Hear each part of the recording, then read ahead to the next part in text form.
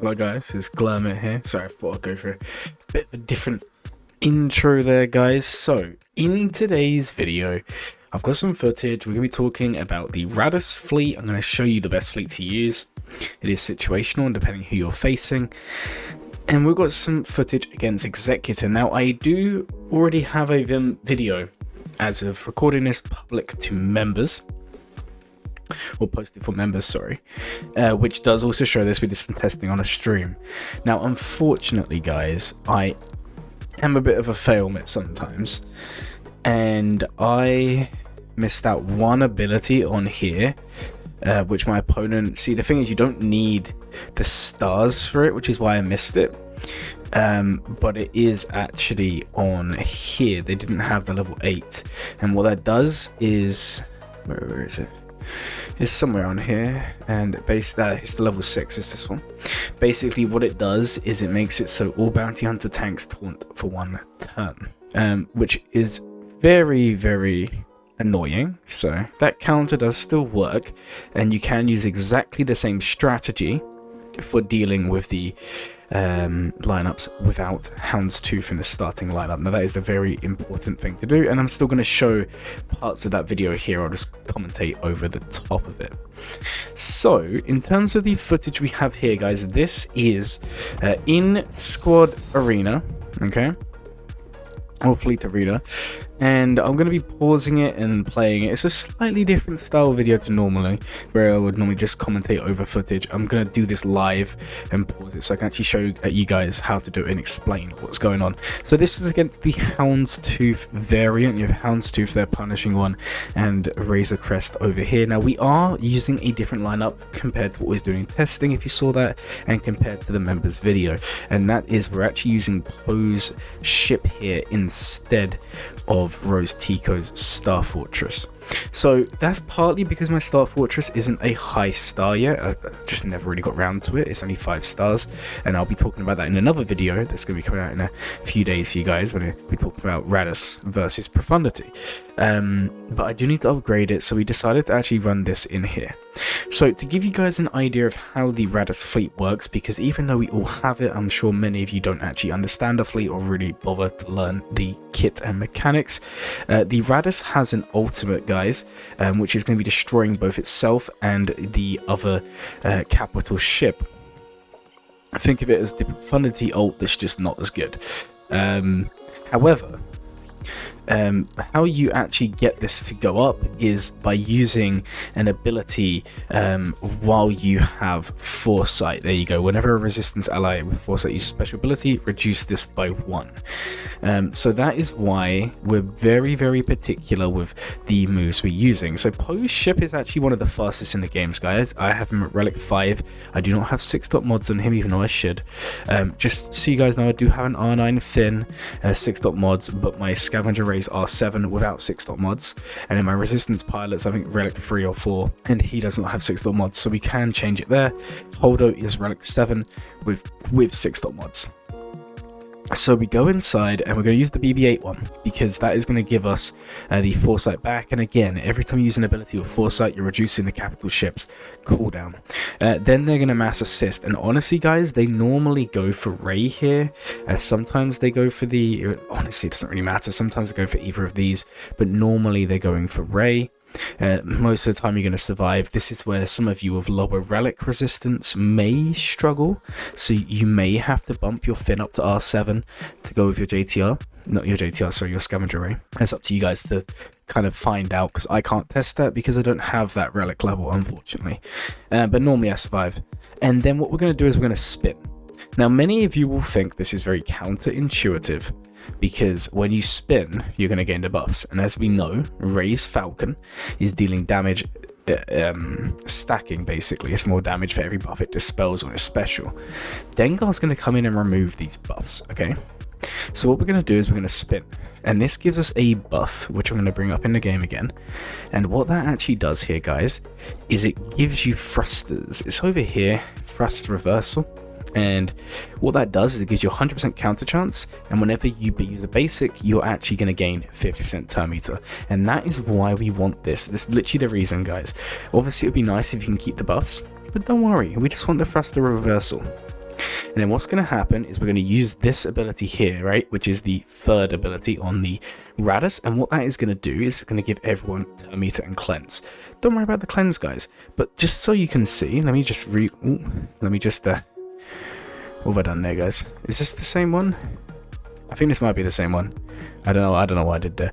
Anyways, guys, if we just go back for a second, there's our mass assist. We're going to just look at the Turn Meter here, guys, so you can see they're actually going to go before us, and it's very important we go before them. So we're going to use this. It gives us the Turn Meter, and now we're going before them. So this is the part where there's RNG, guys, and if you get the good RNG, this is easy as can be. If you get the bad RNG, it's just a little bit more difficult.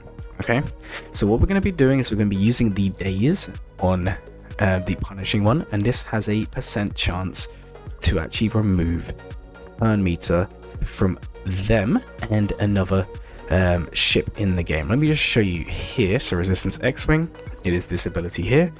Dispel all buffs on target enemy, daze target enemy for 2 turns, and remove 30% Turn Meter, with a 50% chance to apply these effects to another random enemy. This can't be evaded or resisted. So as long as you hit the 50%, guys, it's going to land. Now you can see in the case of this, we actually got the daze on Razor Crest, pretty nice, and we got the daze here. Now there's a reason we want to do this, guys. You do not want the taunt straight away. He is still going to taunt, but we want to slow the punishing one from getting to that point. Now if you've done all of this correctly, your Poe is most likely going to go before them, and you can actually just open up the special, and you're going to see, just looking at the turn order here, making sure it's still looking very nice. And then what we're going to do is we're going to go in and we're going to do the special. Now if they don't have protection, this does massive damage, it crits. However, that doesn't really matter. We're trying to weaken this ship enough to one-shot it in a second, and then the taunt comes in. But do not panic, guys, there's the dispel again. Now guys, sometimes you get stunned, it is RNG, but again, you can play around this. If you don't get stunned, what will happen is you're going to basic, because you get the 100% counter chance, and you're going to get the TM. But we don't need that just yet. So normally they'll call in Boba. Again, you're going to survive. This is where 6.mods, maybe a Relic 7, is important for keeping Ray's Falcon alive. And then here we go. You can see we have the Turn Meter. So we're going to basic again, and now we're going to call in Zori's ship. And what's going to happen is we need to remove Slave 1 from the game here. So we're going to be calling in Zori, the Comeuppance, in a second here, and once that comes into play, we are going to be using the mass assist on Slave 1, who is on this right side. And the good thing here, guys, and the reason this is so important, is because it gives you a buff here, guys, and that buff is going to be on Zori's ship here, the Comeuppance. We're going to be getting Dramatic Entrance. This gives 25% offense for everyone and deals true damage equal to 10% of the target's max health, which can't be evaded. Get 20% Turn Meter, you know it. So guys, Zori's ship is going to be giving us this ability, and then when we come in here, we're going to mass assist. There we go, they're out, and look, we have the Turn Meter, guys. Remember, because of the buff we have, the Turn Meter gain came to us, and then we can follow it up with a lovely AoE, which when they're all exposed and everything else, should kill them all off, and it's as simple as that. Now sometimes there is RNG, sometimes punishing one just won't die. Sometimes they use up all 3 stacks on Ray's Falcon early on as well. It can happen. I've tried this around about 10 times and I've won about 7 of them. But honestly, it seems pretty consistent. Remember, guys, you can make these fleet battles a lot easier by 6.mods, higher relic levels, just knowing these strategies. And then when you get to this point, honestly, guys, it's dead easy. You can lose any of these ships. It's not really going to change the outcome, because with the Executor fleet, there are 2 ships that cause problems. The first is Slave 1. And the second one is going to actually be the punishing one. Once they're both removed, it's really not too bad. Then you're just going to be using specials whenever you have foresight. And before you know it, guys, you're going to be getting yourself the ultimate. So what I'm going to do is I'm just going to skip the battle here. You guys can see they're calling them in. It's not a problem. And then we get to this point. There's the ultimate. And once we've done this, it's honestly a win. You're going to bring Lando or Ebon Hawk as your last ship. and I did forfeit because I didn't want to ruin the fleet arena. So guys, I'm going to show you one more time the battle working, just so you guys can see that it does work. Exactly the same strategy. Do the special on Poe. They actually mass assisted, they didn't land any target lock or breach, which is nice. We're then going to do the heal, that also gives us the turn meter. We're going to come over and in this example, I'm not sure if we actually use the daze on Houndstooth or punishing one here, but you want to use it on punishing one, and if you're lucky you do land it on other people. We landed it on Razor Crest there. We're then going to use the special. You can see Houndstooth is going to come in and taunt, so we hit him this time. It doesn't really matter which one of these you hit, because he's going to lose the protection up there, as you see. Now we do have a unfortunate stun here, but it's okay, we're still alive. They're going to do the special, there we go. We're going to basic again, there goes our ability block gun, call in Zori, get the buff. We're going to come over and hit Slave 1 like we did in the first one, guys.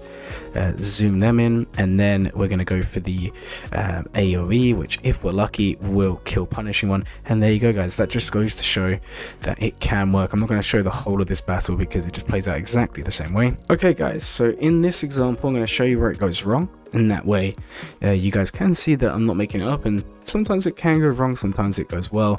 It seems to go well more than it would go wrong. So we go ahead, we do the same opening, we're dazing there, don't apply it anywhere else, which is fine. Houndstooth will then taunt.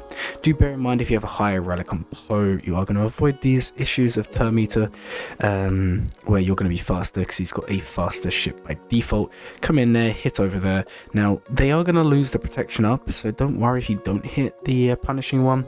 We're then going to do exactly the same play here, guys, where we're going to be calling in Zori's ship. We're going to be assisting on Slave 1. It's basically always the same for the opening here. There we go. And once they're out, we do the AoE. Now, every other time, it would normally one-shot, but obviously sometimes it just doesn't, and you see he survives. Now, in this case, we do go on to lose, and that just does sometimes happen. Again, this can be avoided with higher relic levels, 6 mods, you name it, which I don't have on all my ships here.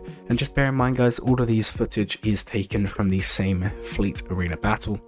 So it's not like they're changing their relic levels or anything in between. Just sometimes they dodge one, or sometimes it goes wrong and you can have some issues. Now guys, if you do go up against the variant without Houndstooth, you can substitute Poe out, bring in the tank, and what you're going to do is you're just going to mass assist over here on punishing one. Now it is going to charge up his special, but again, if you do exactly the same opening, you're going to be able to get the turn meter going enough to get the extra turn in, and you're going to use the AoE and kill off punishing one in the opening. So it does work. Normally Xanadu Blood isn't going to be killing you off. Unfortunately, I wasn't recording, so I don't actually have the footage to show you guys here, but yeah, it can work. So hopefully you guys enjoyed the video. If you found it useful, maybe share it to your guildmates, and if you enjoyed the video, please like, comment and subscribe. It helps the channel a bunch. My name is Glamit, and as always, guys, have a glamming day.